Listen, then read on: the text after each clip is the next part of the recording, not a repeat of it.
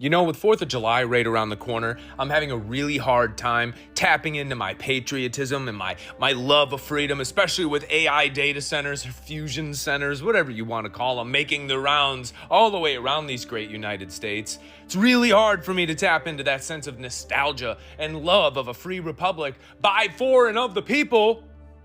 It's really hard to tap into that right now. Does anybody feel me on that?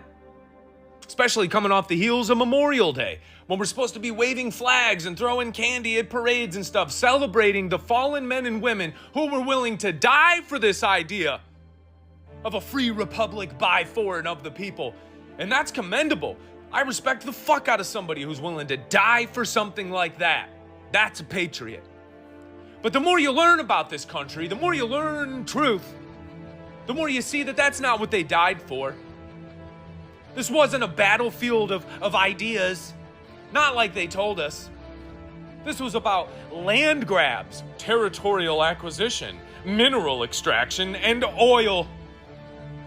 Moneyed interest. It's always been this way, and if you don't believe me, look at the founding of this country before the 1700s. 15s and 16s, yeah, the Virginia Company. Everyone in elementary school is sold this idea of a bunch of ragtag, broke motherfuckers and dreamers who wanted to build a new world. Over here on jalopies, floating jalopy canoe boats. Nah, honey. Boats aren't cheap now, and they weren't cheap back then. Especially the kind that could sail across the ocean carrying many, many people.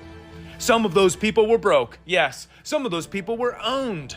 Some of those people were paid, and some of those people were already in position to be owners. So that when we got here, they decided the boundaries. They got to make the laws and the rules and decide the fate of the government, and I get to be mayor. Yeah, it's already decided. From day one, before day one. Most of you don't even know that there was 11 presidents before George Washington, but I fucking digress. We're talking about freedom and what that means in 2026. That's what it means. Because you know what? They did the same thing with westward expansion. You go conquer it, you brave pioneers from sea to shining sea. Conquer this land, and then we're just gonna acquisition the whole thing. Did the same thing with railroads, did the same thing with broadband infrastructure. Shit, before that, they did that with the electric lines. Hey, country folk, you don't have electricity? Here's some money, you go build it. Now that's ours. And then it was broadband infrastructure, and now we're seeing it with AI. Is that freedom? It doesn't sound like freedom.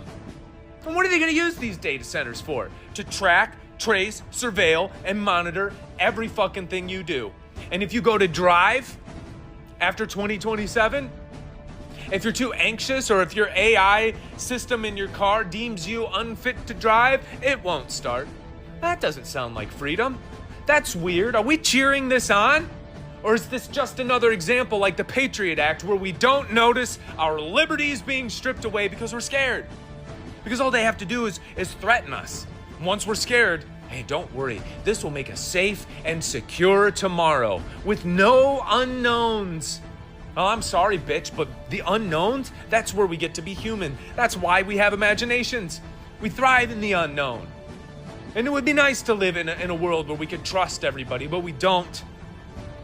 And their remedy is track, trace, monitor, surveil. Everything you do, every place you go, every person you talk to, every purchase you make.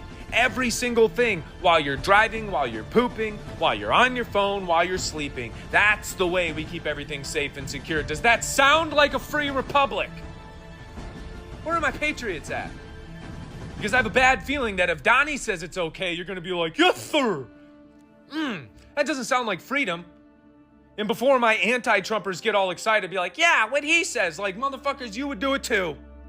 As long as they were nice to gay people while they were fucking doing it. Let's not be fucking obtuse here. I am so sick and tired of watching these fucking partisan politics keep us from having this conversation. Which is, what does it mean to be free? What does it mean? What did it mean in 1680? That depended on who you asked. What about 1860? How about that one? That depends on who you ask. Yeah. 1960, 2026. 31, 32, what's it going to mean to be free then? Is it even going to matter? Are we even going to care anymore? About designing a future that I desire and working with my community to make a future that we all collectively desire. Can we still do that? Do we even still have the legislative power to make that happen? Is it more difficult now to make that happen than, say, 100 or 150 years ago? Why is that? What's different? What changed? These are the questions I want you to ask. As we get closer to the 4th of July, I'm begging you, ask yourself, what does freedom mean to me? Is it the choice between Pepsi and Coke or Netflix and Hulu? Republican and Democrat? Is that what it means? No, I don't think so.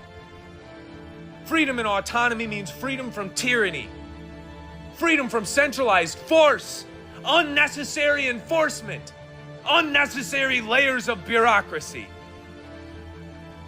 But you would know that. You would know that because we're still arguing about Jesus, gender, and skin color. Still. And I wouldn't be so urgent. I wouldn't be so manic. This wouldn't be so frustrating if I wasn't watching data center after data center after data center being approved no matter what we the people say. Don't like this congressperson? Pfft, they're gone. Oh, they're going to get in the way of this plan that's unfolding here? Where you will own nothing and you will be happy? Does that sound like freedom? Where are my patriots at? Because brothers and sisters, this does not feel like freedom. But it's going to be packaged to us like it is. Well, this is how we maintain freedom. Safety and security and predictability in tomorrow. No, sure, you might be able to make a case for that, but how are you going to do safety, security, and a degree of predictability for tomorrow? How are you going to do that? What technology are you going to use to wrangle that in? Who gets to decide? Who wields the power? And where does individual liberty go in that world? And then by 31, 32, what's that going to look like?